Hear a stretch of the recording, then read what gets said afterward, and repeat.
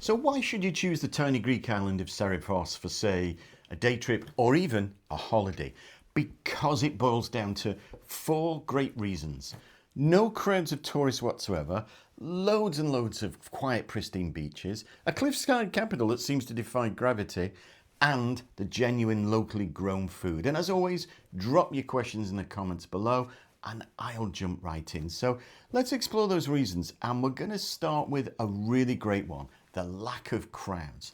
You see, there's no airport on the island, and that means no budget airline crowds to worry about.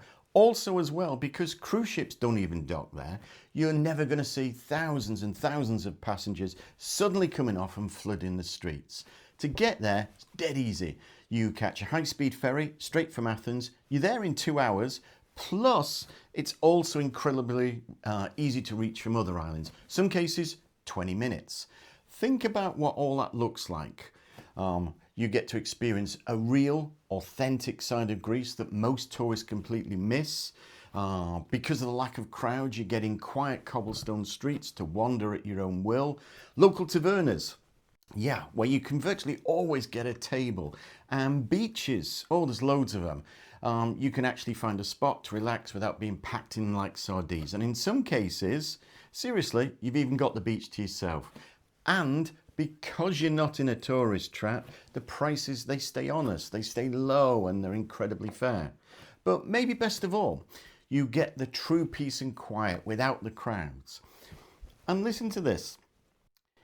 The island is exactly where the Greeks themselves go when they want to go on a holiday. So that certainly tells you something. And if you're finding this useful, please give the video a like. It really, really does help the channel out. And of course, you can always subscribe and hit that notification bell. So I mentioned about beaches. Let's talk about them, because despite the island only being just 29 square miles, Serifos boasts a staggering 74 of them. That's right, 74 beaches. Imagine that. 74 beaches on an island you can drive across in under half an hour. And as I said, because there's no crowds, you get complete, quiet, natural beaches and coves, even sometimes all to yourself. But if you want more than that, you want a bit of adventure, you can go sea kayaking, you can go scuba diving, you can take the local taxi boat or hire one yourself. It's pretty cheap. And that way you can find hidden bays and coves tucked along all around the coast. Yeah, two spots you absolutely can't miss, and I definitely recommend. The first one is Psili. Oh, it's got incredible shallow water that goes on for ages. Feels like actually a massive natural swimming pool. And Agios Sostis. Yeah, it's a unique double-sided beach where you can literally swim on both sides of a narrow strip of sand. And there's even a tiny traditional Greek church sitting right at the end of the sand. And the beauty of the island doesn't stop at the beaches and coastline. Get this. Virtually everywhere around the island, especially from the main port, many of the other surrounding beaches, all you have to do is look straight up, and you're going to see our third reason to visit, and that is it's a spectacular capital village of Chora. Now, it's perched high on a steep rock face, hence you need to look up. It's easily one of the most breathtaking cliffside towns in all of Greece, and as I said earlier, it almost seems to defy gravity. And it's divided into two distinct neighbourhoods, if you will. You've got the lower town and then you've got the upper town. And at the very top, there's a nice little row of historic white windmills. Get some good photos, or even go for a quick tour if you can. The other great thing about the island as well is that, or rather the capital, Chora, it's essentially strictly pedestrians only. So there's no cars, there's no scooters, no crowds, as I said, so therefore no rush.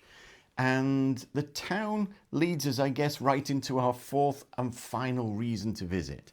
And that is some of the most authentic local food you're going to ever taste. You see, because Serifos is completely bypassed by mass tourism, as I've said, you won't find any tourist trap menus. There's none of those faded pictures of food. There's no pushy staff trying to lure you in, etc. Instead, we're talking about mainly tiny, genuinely family run tavernas, and you're gonna get to try incredible and unique dishes that chances are you won't find anywhere else, like Marathokeftedes. These are delicious, crispy, wild fennel fritters packed with other local herbs. All are lovely. Or Louza. This is a traditional cured pork season, if meat's for you, and you've got lovely local grown spices, and also as well there's slow cooked chickpea stews, all baked overnight in clay pots. Oh, they're gorgeous, melt in your mouth. And because you aren't paying a premium for a tourist hotspot like Mykonos or Santorini, the prices, they stay honest, they stay low, and they are incredibly fair.